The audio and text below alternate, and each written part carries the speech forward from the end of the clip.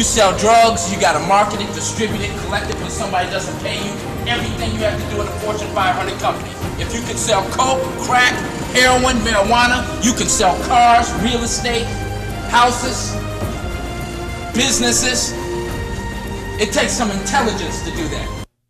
It takes some intelligence to do that. Convicted does not mean condemned. Down does not mean out. Losing does not mean lost. Speaker, writer, transformer Victor Woods is with us tonight, telling us to leave the excuses behind. 630-575-TALK. Victor, I'm going back to the phones, but quickly, man, why should we focus on the children? We got to save our children. I mean, you know, one of the things, you know, that Barack Obama talked about hope and about change.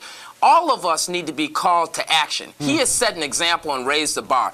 Black people, white people, but particularly black people, this is a problem we have. We are representing the bottom end or the upward end of unemployment and incarceration and the high school dropout rate. Yeah. We've got to reach back. If you have means, go help a child. Help somebody. That is what we need to do. We all need to be called to action. We all can do something to help our community. And people outside of the inner city who have made it, people of color, have to revisit the inner city and help a child. That's for real. You know, I'm going to go to Reverend Thompson next. Reverend Thompson, thanks for calling Garard McClendon Live. You got Vic Woods in the mix. What's your comment, Reverend? Victor Woods. How you doing? All right, how you doing, man? This is John Thompson. How you doing, John Thompson? I know you, buddy. How you doing, Reverend? I'm all right, man. How's it going? And I know your dad. How's your dad? He's doing well. And man. these were two reverends that reached out to me and helped me and shepherded me to the State Baptist Convention in Illinois that got me to the National Baptist Convention. See, that's for real. Reverend Thompson, what's your comment?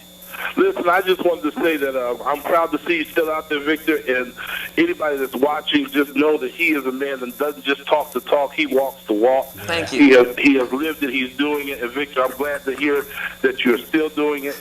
I heard you say you're going to be at Robeson Wednesday. I'm going to grab a couple of my pastor friends, and we're going to meet you out there Wednesday. Please, and thank you, and to the audience, anybody that wants to come out and hear me speak on Wednesday, please show up. Come out. I'd love to have you as a guest. Yes, sir. Reverend Thompson, thanks for the call. I'm going to Jose next. Jose, you're on the line with Victor Woods. What's your comment? How you guys doing? All right. Fine. How are you? Good, good. Listen, I just want to mention and comment on your show. I think it's great, but I also think that we need to mention Hispanics in this as well. We've been talking about blacks and whites, but Hispanics also fall in this, and me in particular, I fell into this. Absolutely. I came from the streets. I changed my life around. I managed to go to school and get a good job.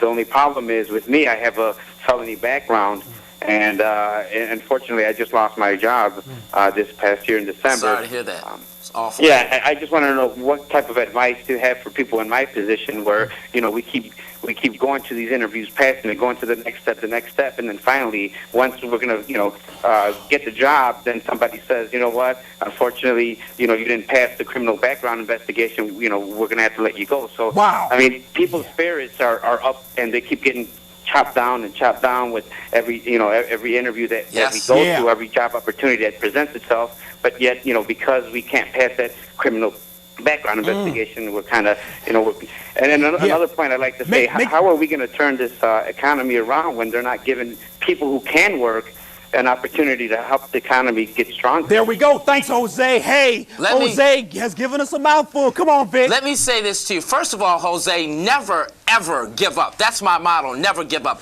If you sat in prison for all the years that you sat there, and I don't know how long you were there, then that you should be empowered to know that with discipline, and you learn discipline in prison, have vision and eyesight and never give up, because whatever you're looking for is looking for you. It wasn't easy for me to be a motivational speaker. It wasn't easy for me to get a publishing deal at Simon & Schuster, but I never, ever gave up. And whatever you're looking for, someone is looking for you to help you. There was someone every step of the way that said no, but there was good people like Garard McClendon that put me on this television show. People around the country have reached out to me and helped me. So my advice to you is to never, ever give up. Leave no stone unturned, and never, ever forget, it's not where you start, it's where you finish. That's for real, Vic. Let me get one more phone call in. Bridget, thanks for calling Garard McClendon Live. Bridget, what's your comment?